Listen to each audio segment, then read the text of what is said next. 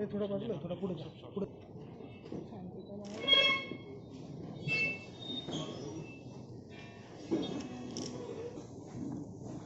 मध्ये येऊ नका प्लेट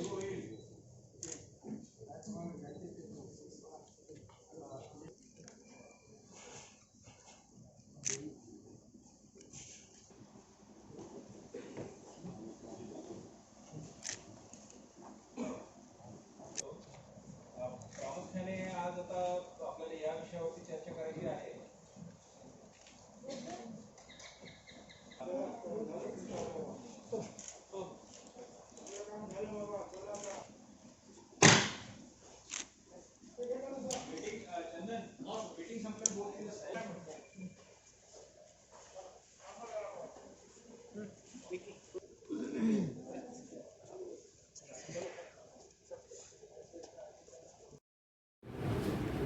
सर, आज शाळांबाबत बैठक पार पडली, काय नक्की निर्णय घेतला? सर्वप्रथम जम्मू काश्मीरच्या सीमेवर देश सेवेसाठी तैनात असलेले बांगलाचे सुपुत्री जाधव हे प्रचंड रक्त कोरोनाच्या थंडीमध्ये देश सेवेचं कर्तव्य बजावत असताना मृत्युमुखी पडलेले आहेत. त्यांना मी श्रद्धांजली अर्पण करतो. आमची जी आहे दर 10-12 दिवसाच्या आतमध्ये एखादी सरासरी नाशिक शहर जिल्हा कोविडच्या संदर्भातली परिस्थिती काय आहे कोरोनाची आणि त्रुटी काय आहे, काय करायला पाहिजे या संदर्भातली मीटिंग असतेच. त्याप्रमाणे आज सुद्धा ही मीटिंग घेतली. यामध्ये शाळा उघडण्याचा आणखी एक जादा विषय या मीटिंगमध्ये चर्चेला गेला. सर्वसाधारणपणे या कोविडची परिस्थिती अशी आहे की आपल्या सगळ्यांना कल्पना आहे की जगभरामध्ये अनेक देशांनी परत लॉकडाऊन केलेलं आहे आणि प्रचंड प्रमाणामध्ये तिथे कोरोनाची साथ आलेली आहे.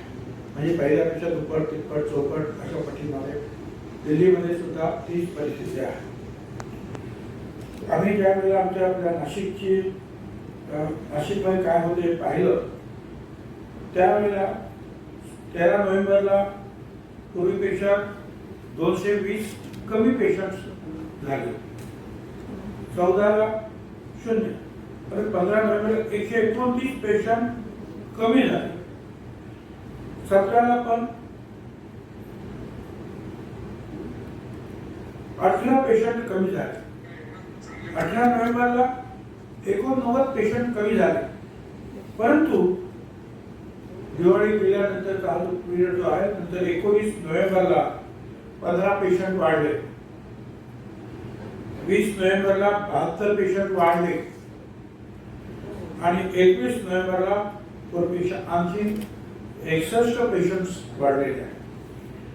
आज या क्षणाला 2556 रुग्ण जे आहेत ते उपचार घेत आहेत. अर्थात पूर्ण झालेले सुद्धा 95% जास्त आहे, मृत्यूदर कमी आहे. परंतु रुग्णांचं प्रमाण जे आहे त्या 2-4-5 दिवसामध्ये परत वाढीला जाते.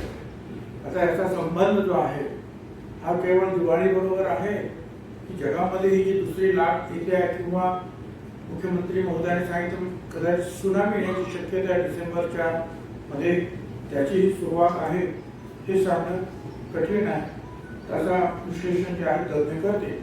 परंतु एकूण जे आहे ती परिस्थिती अशी आहे की आज ही लाट जी आहे ती वाढते एवढे खरं आहे. म्हणजे परत जी मायनस होत चालली होती कमी तिथे आता परत थोडीशी हळूहळू वाढते. सुरुवातीला ती अशीच हळूहळू वाढली आणि नंतर जे आहे रुद्र स्वरूप जे आहे त्याने रुद्र स्वरूप जे आहे धारण केलेलं आहे. आता शाळेच्या बाबतीमध्ये एक आहे की सर्वसाधारणपणे असं आहे की शहरी भागातले जे आहेत लोक ते तर प्रतिकूल आहेत. ते जो आम्ही मागावर घेतला ते शाळा सुरू करायच्या नाही अशी परिस्थिती म्हणजे लोकांचं म्हणणं आहे. आणि ग्रामीण भागामध्ये मिक्स करा किंवा आणि करूही नका अशा पद्धतीची जी आहे परिस्थिती आहे. हे खरं आहे की आतापर्यंत त्या पेशंट जे आपल्याला हजारो पेशंट झाले त्याच्यामध्ये ही जी मुलं मुली जी आहे ह्या लॉकडाऊनमुळे सुरक्षित राहिलेली होती आणि डेथ रेट सुद्धा अतिशय त्याचा कमी राहिलेला आहे. आता डिसेंबर मध्ये शाळा सुरू करायची तर डिसेंबर म्हणजे नाताळची सुट्टी आहे ते 8-10 दिवस असणार आहे. शनिवार रविवारची सुट्टी असेल आणि हे जर पाहिलं तर 18 दिवस शाळा असणार आहे. 18 दिवसामध्ये सुद्धा अर्धी मुलं आज आणि अर्धी मुलं उद्या म्हणजे परत 9 दिवस शाळा मुलांसाठी ती असणार आहे. आणि मग आमचं सगळ्यांचं असा विचार झाला की केवळ 9 दिवसासाठी आपण ही लिस्ट घ्यायची का? कारण जगामध्ये वाढत चाललेला कोरोना, दिल्लीमध्ये वाढत चाललेली परिस्थिती, हरियाणामध्ये एका संस्थेमध्ये जेव्हा पाहिलं तेव्हा शाळा सुरू झाल्या आणि मुलं परत आजारी पडली, तामिळनाडूमध्ये आजारी पडली. आमचं म्हणणं आहे की आपण आज ते कदम जायला हरकत नाही. केवळ 9 दिवसाची आज निर्णय जर आपण समजा जर घेतला की शाळा बंद करा तर त्याच्यामुळे केवळ फार 9 दिवसाची शाळा मुलांची बुडणार आहे जो हिशोब तुम्हाला दिला आतापर्यंत. आणि म्हणून आम्ही असा विचार केलेला आहे की एकूण ही येणारी डिसेंबरमध्ये सुनामी येणार त्याची परिस्थिती काय आहे हे सुद्धा आपल्याला पाहावं लागेल आणि त्याच्यासाठी साधारणपणे 3-4 आठवड्यामध्ये डिसेंबरच्या आम्ही पुन्हा बसू आणि या संदर्भामध्ये पूर्णपणे जे आहे आढावा घेऊ की जिथे शाळा सुरू झाल्या त्या ठिकाणी परिस्थिती काय आहे, जिथे जागतिक जी आहे कोरोनाची परिस्थिती आणि कोरोनाच्या जी दुसरी लाट जी येणार आहे त्याची परिस्थिती आणि गांभीर्य किती वाढते आहे याचा विचार करू मग पुढचा विचार करू. परंतु तोपर्यंत सोमवार असेल 4 जानेवारीला आणि 4 जानेवारीपर्यंत या शाळा सुरू ठेवण्याचा विचार आम्ही तहकूब केलेला आहे. याचा अर्थ 4 जानेवारीपर्यंत शाळा सुरू करू नये असं आमचं सगळ्यांचं मत पडलेलं आहे.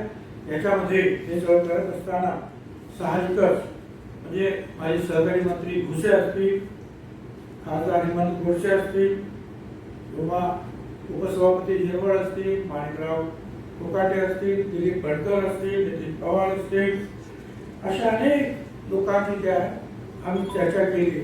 म्हणजे ग्रामीण भागातले सुद्धा आमदार आहेत किंवा पुढारी आहेत, त्याचबरोबर काही वर्तमानपत्राच्या सृष्टींबरोबर चर्चा केली आणि विद्यार्थी संघटनांची सुद्धा तशीच पत्रकं आमच्याकडे प्राप्त झाली. खाली सुद्धा तेच लोक भेटायला आले होते. शिक्षक पॅरेंटची संघटना जी आहे त्यांनी सुद्धा तशीच मागणी केलेली आहे.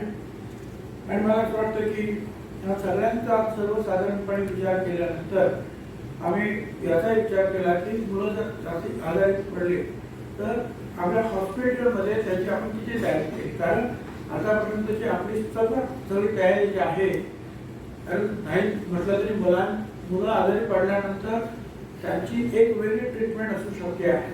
आणि आतापर्यंत आपण जी काही तयारी केली आहे किंवा आतापर्यंत कोरोनाचा मुकाबला केला हा सर्वसाधारणपणे वयस्कर म्हणजे मोठ्या मुलांबरोबर किंवा मोठी व्यक्ती जी असतील किंवा कोमॉर्बिड असतील या अशांचा विचार केला. पण लहान मुलांचा विचार जो आहे या संदर्भामध्ये अजून हॉस्पिटलच्या आरोग्य खात्याच्या पातळीवर फार मोठ्या प्रमाणामध्ये झालेलं नाही. मग त्याची सुद्धा आपल्याला ताबडतोब जे आहे काहीतरी व्यवस्था करावी लागेल, अभ्यास करावा लागेल आणि त्याची पूर्ण तयारी ठेवावी लागेल. यासाठी सुद्धा आरोग्य खात्याने सुद्धा असं म्हणणं पडलं की आपण हा निर्णय पुढे ढकलला तर हे अधिक चांगलं होईल असं आरोग्य खात्याचं सुद्धा म्हणणं पडलेलं आहे. ते एकूण पोलीस खातं असेल, प्रशासन असेल, आरोग्य खातं, शाळा खातं किंवा इतर मी तुम्हाला सांगितल्याप्रमाणे लोकप्रतिनिधी, वर्तमानपत्राचे काही सृष्टी या सगळ्यांबरोबर चर्चा केल्यानंतर आम्ही हा निर्णय घेतलेला आहे की त्या शाळा ज्या आहेत आपण 4 जानेवारीला पर्यंत जे आहे हा निर्णय आपण महत्त्वपूर्ण ठेवूया आणि नाताळच्या सुट्टीनंतर शाळा सुरू करण्याच्या बाबतीमध्ये आपल्याला विचार करता येईल. साहेब म्हणजे